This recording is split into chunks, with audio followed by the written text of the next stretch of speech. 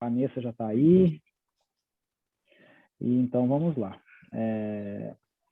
Vou fazer a leitura do livro Agenda Cristã, de André Luiz, psicografado por Chico Xavier. Nós vamos fazer a leitura da mensagem de número 9, intitulada Nas Conversações.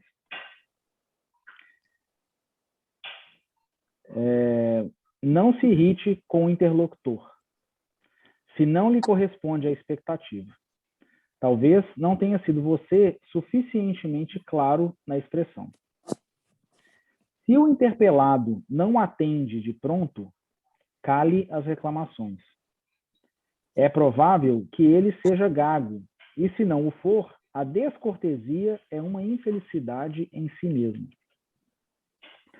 Quando alguém não lhe der a informação solicitada, com a presteza que você desejaria, não se aborreça.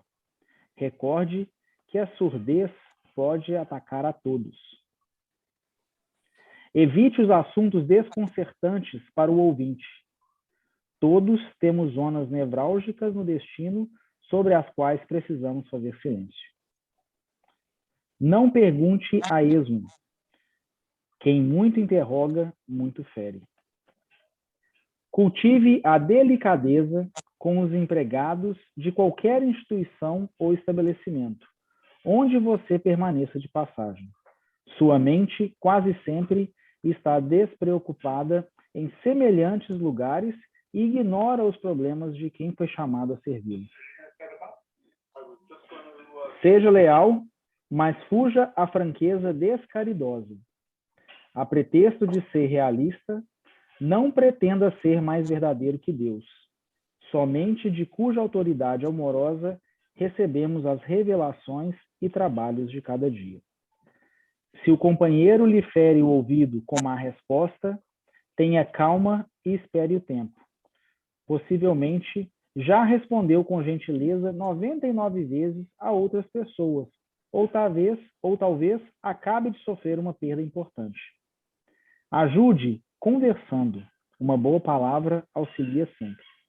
Lembre-se de que o mal não merece comentário em tempo algum. Então, com essa mensagem que acabamos de ler, e essa sintonia que entramos com a espiritualidade amiga, gostaríamos de dar início aos nossos estudos de hoje. Agradecidos imensamente, Pai amado, pela oportunidade de aqui estarmos reunidos em Teu nome, estudando essa doutrina maravilhosa, que tanto nos esclarece, que tanto nos descortina as verdades do universo.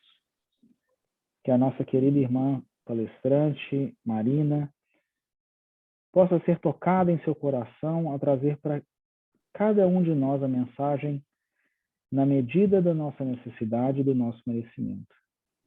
Que o tema conflitos possa ser esclarecido no nosso íntimo para que possamos lidar melhor com as vicissitudes da vida e que possamos agir sempre alinhados com os ensinamentos do nosso Divino Mestre.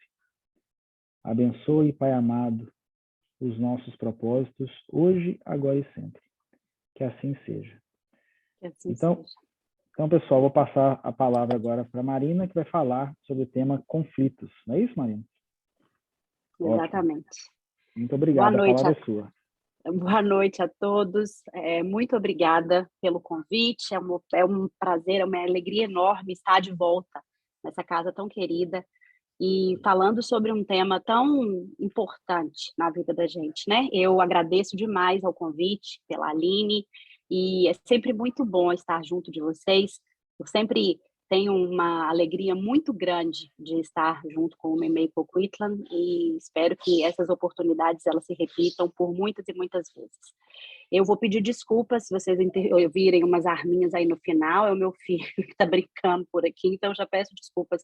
Eu estou de fone tentando cortar o barulho, mas vamos ver como é que as coisas estão, né? Então, como o Felipe adiantou, hoje a gente vai falar sobre o tema conflitos. E esse tema, ele está presente no livro Pão Nosso, que é de psicografia do Francisco Cândido Xavier, e ditado pelo Espírito Emmanuel. E quando a gente fala sobre conflitos, a primeira impressão que a gente tem é sobre os conflitos que a gente vai ter com outras pessoas, né? A gente imagina problemas no trabalho, problemas em casa, porque, como sempre, a gente olha para fora, para olhar quais são, ou para avaliar quais são os problemas que nos ocorrem. E quando a gente lê, porque Emmanuel ele sempre traz os seus textos, ele coloca o título e em seguida ele cita uma passagem evangélica. E ao ler o trecho que ele escolhe para comentar, é uma passagem de Paulo, na Epístola aos Romanos, está lá no capítulo 7, versículo 21, e é uma dos textos que me toca profundamente. E diz o seguinte: acho então esta lei em mim, quando quero fazer o bem, o mal está comigo. E aí, nessa primeira leitura, quando a gente já olha o trecho evangélico, o excerto evangélico, a gente entende que o conflito, ou os conflitos que Emmanuel vai tratar, não são conflitos exteriores, né? É, na verdade, a grande batalha ou a grande discussão que a gente vem trazer, né? A grande guerra que a gente vem travar, entre aspas, quando a gente encarna, que é vencer a nós mesmos. E é isso que a gente fala. Então, Emmanuel vai citar esse trecho de Paulo, e como eu disse, é um dos trechos mais bonitos, na minha opinião, que me toca profundamente. E por que esse texto é importante? Porque ele vai mostrar a humanidade de Paulo de Tarso. Ele vai mostrar que Paulo de Tarso, no seu caminho evolutivo, né? E a gente sabe que Paulo fez a conversão, que ele, antes de ser Paulo, ele era Saulo, e houve toda a questão da sua transformação moral. Saulo, quando Saulo matou em nome da lei de Deus, ou da lei de Moisés, que ele acreditava ser a correta. E Paulo, quando se converte, ele, apesar de profundamente espiritualizado, e justamente por isso, reconhece que trazia em si todas essas questões a serem modificadas, todos esses conflitos a serem trabalhados, que são os conflitos conosco mesmo, com as nossas más inclinações.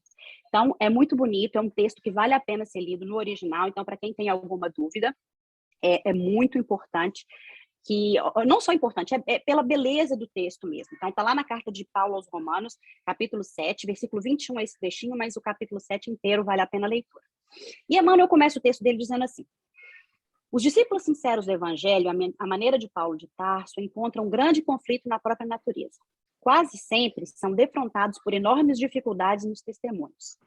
No instante justo, quando lhes cabe revelar a presença do divino companheiro no coração, eis que uma palavra, uma atitude ligeira os trai diante da própria consciência, indicando-lhes a continuidade das antigas fraquezas. A maioria experimenta sensações de vergonha e dor. A gente conhece muito bem esse sentimento que Emmanuel está falando, né? Às vezes, de manhã, a gente acorda, e nas nossas preces ou nossa meditação de manhã, a gente fala: ai, meu Deus, me dê forças para que hoje eu seja mais paciente, para que eu consiga resolver aquele problema, para que eu consiga me centrar, me equilibrar de uma forma melhor. A gente abre a porta do quarto, pisa num Lego do filho, ou acha um prato sem lavar na cozinha, ou vai achar no guarda-roupa, acha que a roupa que queria usar está suja, e a gente já sai do prumo. A gente perde completamente o equilíbrio, que é o que Paulo vem nos dizer. Quando eu quero fazer o bem, ainda quando eu tenho a intenção, o mal está comigo. E por que isso acontece? Porque muitas vezes a gente age, principalmente quando a gente age no automatismo, nós agimos com base nos nossos hábitos. E esses hábitos, eles não são formados do dia para a noite. Eles não são formados simplesmente: acordei hoje, criei um hábito novo. Na verdade, nós trazemos vários deles, principalmente os hábitos que dizem respeito a vícios morais, a vícios e a problemas ligados ao nosso comportamento de longa data, de outras vidas. E óbvio que nós vamos também, em razão das nossas escolhas, adquirindo hábitos novos. Então, a gente acaba por agir no automatismo. Então, a gente age como a gente sempre agiu. E aí, como eu disse, pisa no Lego, perde o prumo, né? Pisa no Lego, perde o desequilíbrio. Gente, eu só vou colocar aqui no mudo um segundo.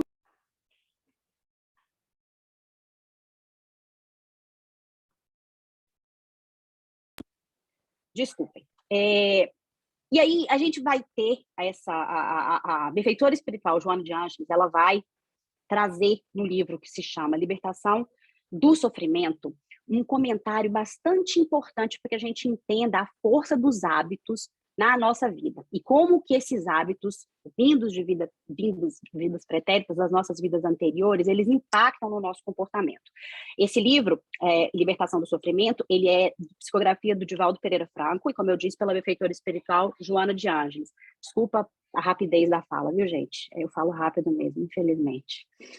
E a Joana de Ângeles diz assim: o comportamento é sempre resultado de um hábito que se fixa no inconsciente, passando a expressar-se automaticamente, tornando-se uma das características da personalidade de cada indivíduo. A repetição de todo o pensamento que se transforma em ação irá constituir-se em um hábito que passará a se manifestar a forma de comunicação com o mundo exterior. Pela qualidade emocional e moral que se constitui, passa a traduzir os valores enfermiços ou saudáveis que fazem parte dos relacionamentos pessoais com os outros.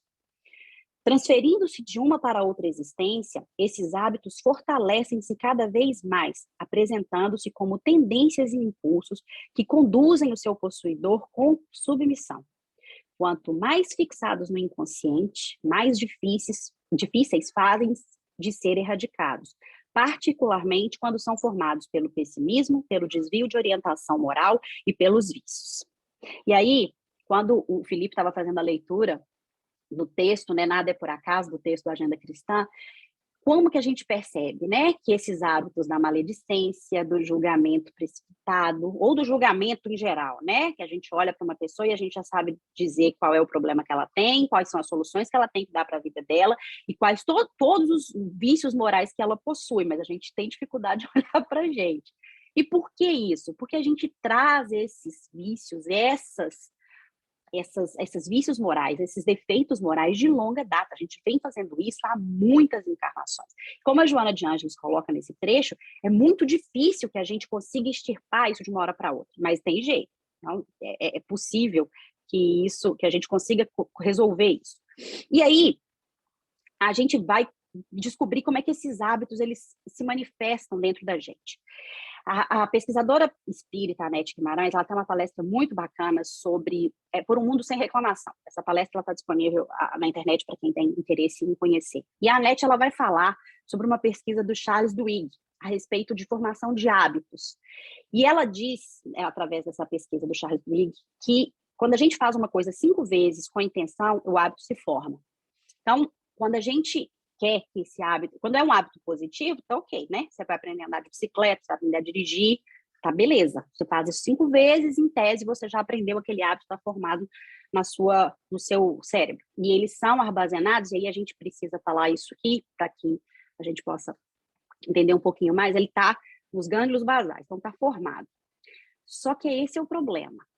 Se o hábito ele é um hábito positivo, que a gente quer manter, ok, 5 vezes. Mas e se esse hábito é uma coisa negativa, como a maledicência, por exemplo? E se esse hábito é o pessimismo, da gente olhar para todas as situações da vida e sempre, em todas as situações, olhar o negativo? Sempre. Ou olhar para qualquer pessoa e julgar sempre aquela outra pessoa, ou até mesmo nós estamos querendo o pior, ou fazendo o pior. É um hábito que a gente precisa mudar. Tem jeito? Tem. A gente vai olhar mais para frente como é que isso acontece. Mas é importante que a gente entenda que esses hábitos é o que o Paulo está explicando, que a gente, quando tenta fazer o bem, o mal está com a gente, porque a gente vai fazendo mal há muitos anos. É um hábito que, infelizmente, a gente carrega há muito tempo. E aí, essas pesquisas, elas vão mostrar, as pesquisas modernas sobre o cérebro, sobre o funcionamento do cérebro, elas vão mostrar isso, que existe a fixação desses hábitos, ou de coisas que a gente não precisa pensar, na parte inferior do cérebro ou nos gânglios basais. Então, todas as vezes que você precisa fazer alguma coisa, para que você está acostumado a fazer, para salvar energia, para guardar energia, o cérebro, ele não vai pensar, ele não vai gastar energia com isso. Então, faz no automático, literalmente no piloto automático, né? Por exemplo, o seu coração não bate porque você quer, respira porque você quer. Ele vai bater porque precisa bater, a gente não gasta energia com essas funções, energia cerebral. E antes mesmo de haver o desenvolvimento da medicina moderna a respeito disso, no livro No Mundo Maior, foi escrito na década de 50, psicografado pelo Chico Xavier, editado pelo espírito André Luiz, existe um tratamento no capítulo 3, um capítulo chamado A Casa Mental, em que André Luiz pergunta para o mentor Calderaro sobre o funcionamento cerebral. E vai explicar, e vai querer entender como é que funciona. E André Luiz é muito como a gente, né? Curioso que só, e faz as perguntas bem detalhadas para que a gente consiga entender, assim como ele. E o Calderaro, ele vai explicar que nós temos uma casa mental que é formada por 3 edifícios. E a gente tem o cérebro superior, onde estão guardadas todas as ideias de religiosidade que estão ligadas à vida futura. Nós temos o cérebro intermediário, que é aquele cérebro ligado à nossa vida atual, em que estão os conhecimentos, em que estão os desejos, né, e todo o conhecimento que a gente adquire durante aquilo. E nós temos o chamado cérebro primitivo, em que estão os instintos e todas as vivências que a gente já adquiriu. Então, o Calderaro vai explicar, tem um texto perfeito sobre isso, e ele vai explicar detalhadamente por como esses 3 cérebros funcionam, e ele diz assim: distribuímos desse modo, nesses 3 cérebros que eu citei, o subconsciente, o consciente e o superconsciente. Como vemos, possuímos em nós mesmos o passado, o presente e o futuro. Está tudo na nossa cabeça. Por que é importante que a gente entender? Por que é importante a gente falar sobre isso? É tão difícil que a gente se livre de um mau hábito porque ele está lá preso, como a Joana de Anjos falou. Se ele está no inconsciente, ele fica mais difícil de ser trabalhado, ele é mais difícil de ser modificado. Porque ele está lá, presente, e a gente traz encarnação após encarnação se a gente não o modifica, se a gente não extirpa este vício, a gente não tira esse vício de dentro da gente. Essas ações repetitivas, se a gente começa todo dia a olhar pelo lado negativo, ou começar a falar mal das pessoas, ou começar a olhar para tudo que a gente faz de uma maneira negativa, se a gente faz 5 vezes, o Charles Duhigg falou que vira hábito. E se ele vira hábito numa vida, ele acaba se repetindo em outras, né? A gente tem alguns exemplos na literatura espírita de espíritos que vão exibir o mesmo padrão de comportamento durante encarnações. Eu acabei de me lembrar aqui que quando a gente estava estudando no grupo da Gênese, quando você vai estudar a parte dos espíritos suicidas, é muito comum perceber que esse padrão de comportamento, que esse hábito, ele se repete. E os espíritos, eles ficam presos nisso, justamente porque eles não conseguem se libertar desse padrão, que é um hábito, que acaba se manifestando quando a gente não pensa, quando a gente não age de forma consciente. Então, e a gente entendeu isso quando Emmanuel disse lá no início do texto que a gente, quando quer fazer o bem, a gente se irrita e a gente acaba mostrando, né, a nossa verdadeira face, ou acaba mostrando a parte que a gente quer mudar. E ele continua assim: alguns atribuem às quedas a influenciação de espíritos maléficos e geralmente procuram um inimigo no plano exterior, quando deveriam sanar em si mesmos a causa indesejável de sintonia com o mal. É indubitável que ainda nos achamos em região muito distante daquela em que possamos viver isentos de vibrações adversas. Todavia, é necessário verificar a observação de Paulo em nós próprios. Enquanto o homem se mantém no gelo da indiferença ou na inquietação da teimosia, não é chamado à análise pura. Entretanto, tão logo desperta para a renovação, converte-se o campo íntimo em zona de batalha. Ou seja, quando a gente desperta, quando a gente acorda espiritualmente querendo evoluir, todas essas más tendências, elas acabam vindo à tona, elas acabam florescendo. E por que isso? Porque nós somos inteiros, nós somos luzes e sombras ao mesmo tempo, e a gente precisa modificar isso. Um comentário importante é que Emmanuel diz que muitas vezes a gente atribui, né? Quando a gente quer mudar alguma coisa, quando a gente quer adquirir uma virtude, não, mas tem um espírito obsessor que me carrega, ou que me persegue, que faz com que eu faça isso. Por quê? Como a gente conversou no início, nós temos o hábito de exteriorizar qualquer problema ou qualquer desafio que a gente encontra. Kardec vai falar, lá na questão 459 do Livro dos Espíritos, que a influência dos espíritos ela é enorme na nossa vida, tão grande que muitas vezes eles nos dirigem. Mas tem um elemento fundamental para que isso aconteça. Que elemento é esse? Nosso livre-arbítrio. O livre-arbítrio é fundamental e é o ferramenta, é o poder que nós temos para agir e para tomar as nossas decisões, para escolher os nossos padrões mentais e para escolher o que a gente faz. Kardec vai falar sobre o livre-arbítrio nas questões 843 a 850 do Livro dos Espíritos. E na 843, ele pergunta assim: o homem tem livre-arbítrio dos seus atos? E os espíritos superiores respondem: pois que tem a liberdade de pensar, tem a de agir. Sem o livre-arbítrio, o homem seria uma máquina. Não existe determinismo. Não existe nenhum tipo de... A gente não está fadado a se conectar com nenhum espírito. Nós escolhemos diariamente, a todo momento, como nós vamos agir diante de uma determinada situação. Como nós podemos pensar. É claro que as influências existem. E aí, eu vou entregar a idade, né?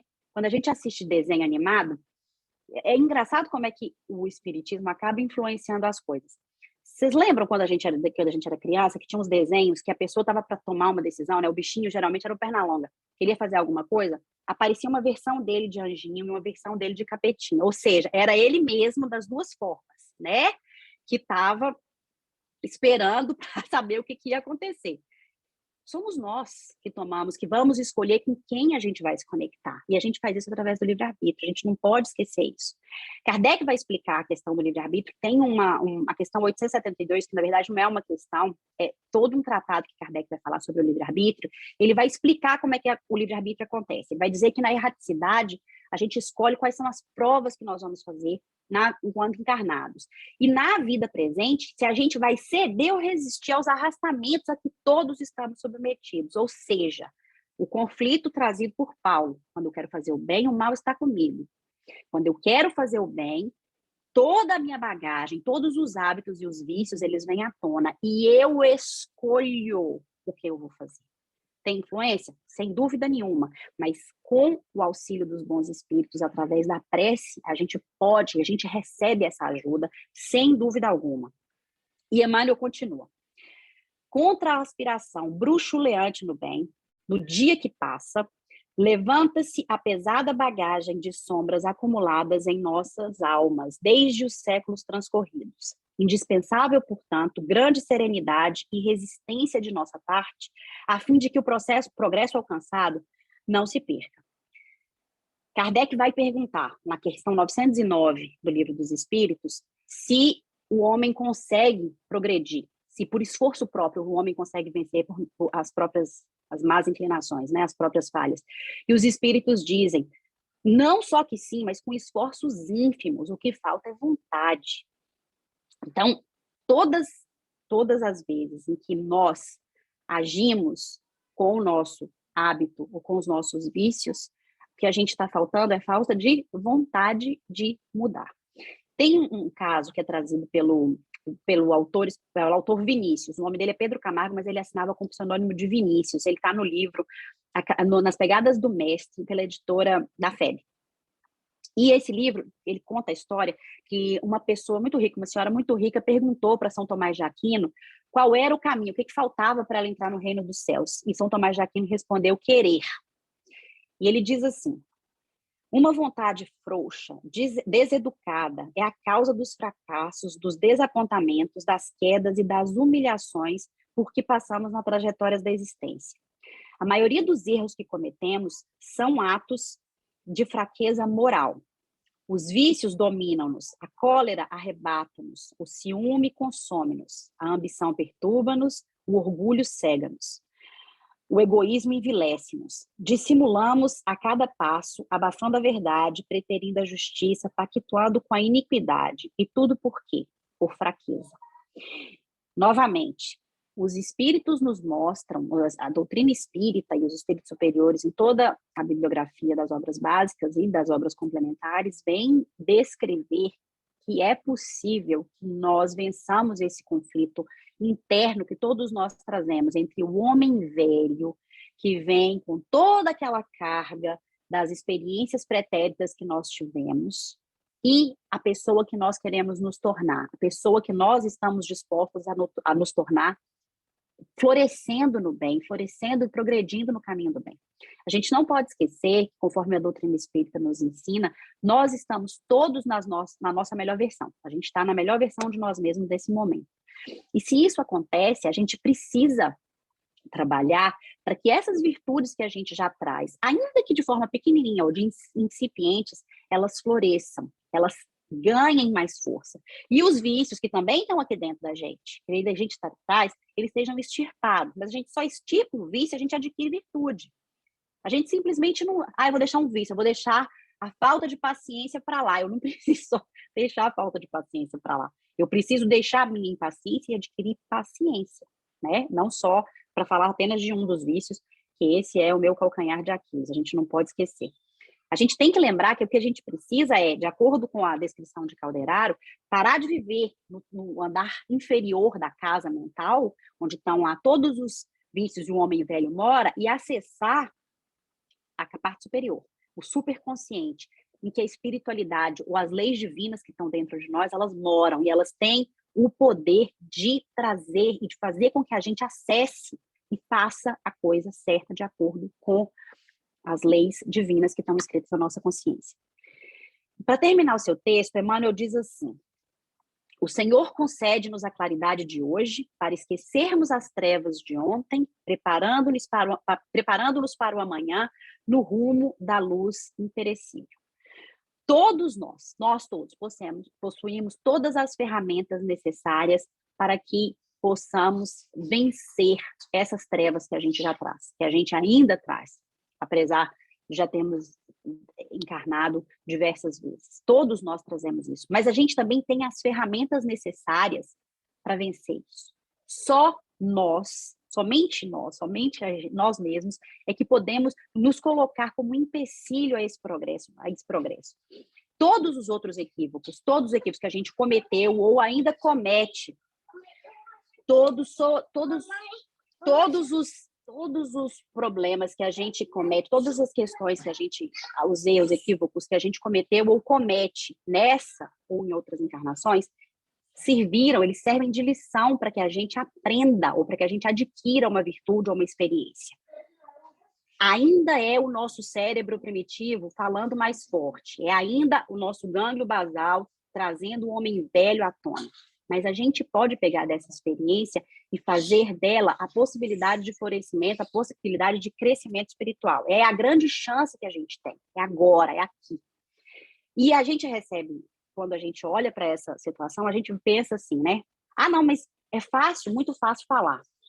É muito fácil fazer essas coisas, mas na prática, no dia a dia, quando o bicho pega, quando as situações acontecem, como Emmanuel coloca, quando a gente precisa mostrar que a gente é espírita, cristão, as situações ficam difíceis.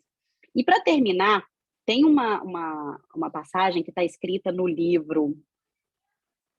desculpa, deixa eu só olhar aqui, no livro Momentos de Ouro, que foi psicografia do Chico também, editado pelo Irmão X. Irmão X é o pseudônimo usado por Humberto de Campos. E ele vai contar sobre a situação em que Bezerra de Menezes estava fazendo uma reunião, reunião espírita, e um dos espíritas, uma das pessoas presentes na reunião, chegou muito chateado para falar com ele, conversou com ele e falou: olha, doutor Bezerra, eu não entendo a máscara que nós espíritas carregamos. E aí o doutor Bezerra olhou para ele e falou assim: como assim? Não, eu falo por mim. Eu sou invejoso, eu não tenho paciência, eu ainda trago todos os males, eu não consigo ter paciência com ninguém. Quando a pessoa vem me perguntar alguma coisa, eu já respondo com patada, e sinto inveja, me encolero com qualquer coisinha que acontece. Eu não entendo, eu não posso ser espírita cristão e estou aqui dentro da casa espírita fazendo isso, fazendo todas essas questões. E aí, o doutor Bezerra responde para ele, fala: meu filho, mas eu também tenho isso tudo aí que você descreveu, inveja, ciúme, cólera. E aí a pessoa ficou espantada para ele. Ele falou: a diferença é que eu me considero espírita cristão, porque antes de o sê-lo, eu corria em direção dessas coisas, e hoje eu corro delas. Que nós possamos todos olhar para dentro de nós mesmos, admitir que nós ainda temos um grande caminho a percorrer, mas que nós temos a responsabilidade e o poder de mudar. que a gente precisa correr dessas coisas, desses sentimentos. Correr no sentido de buscar olhar para eles, identificar que nós temos esses sentimentos, essas sombras ainda dentro de nós, mas que nós temos o poder de vencê-las, nós temos o poder disso. E o momento para fazer isso é aqui e agora. E é isso.